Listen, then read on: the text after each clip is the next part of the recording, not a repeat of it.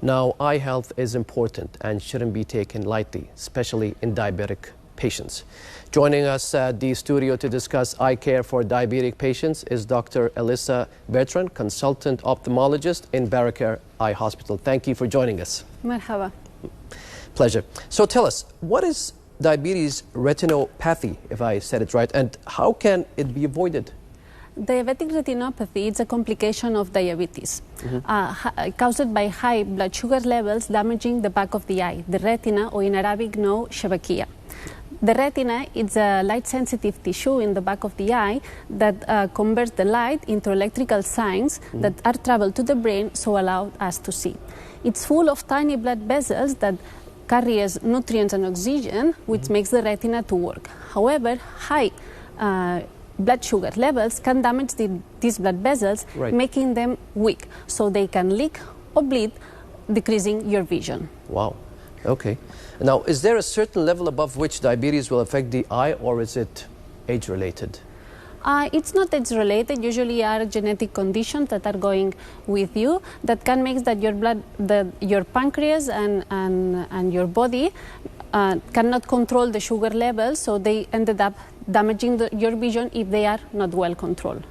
Now, Ramadan is around the corner, and how will that affect a patient's condition? Usually, even it's Ramadan or not, you have to keep your sugar levels under control. That's always important, because if not, little by little, it can be damaged the back of your eye. That's very difficult during Ramadan, right? Yeah, but we cannot forget. We always have to try to be on the healthy side. Of course. And what do you suggest patients or diabetic patients not to consume that could really help them, and what should they consume that will reduce the sugar levels in their blood? I think it's best to control with your GP or your endocrinologist, just to keep what you can eat, what you cannot eat, and what are the medications that are best for you to keep always the sugar levels under control. And something natural that reduces the sugar level, let's say any fruits, any specific fruits, or probably berries that reduce well, usually fruits are sugar, so you have to, it sounds it's healthy, but you have to be careful, because if in a big amount, they can increase your sugar levels. So what are the symptoms to watch out for? So symptoms, diabetic retinopathy at early stages are not going to give you any symptoms.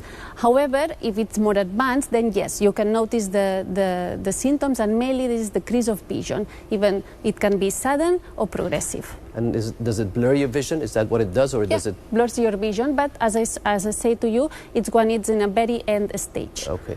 And at what stage should a person be concerned that this is serious and they should see an ophthalmologist? Once you are diagnosed with diabetes, you have to go to see an ophthalmologist. An annual screening needs to be done to the back of the eye. So we dilate your pupils, and we can see these tiny blood vessels in the back of the eye, so we can check if are healthy or not.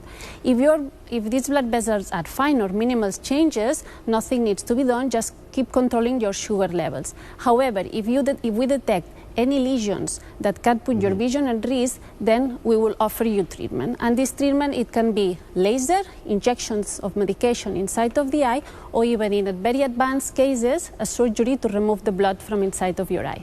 And they're mostly very effective, right, the treatments? Most of them, yes, but it's not just the job of the ophthalmology. It's job of the ophthalmology plus patient control the sugar levels. Dr. Elisa, thank you very much for joining us. All the best. Mashkur.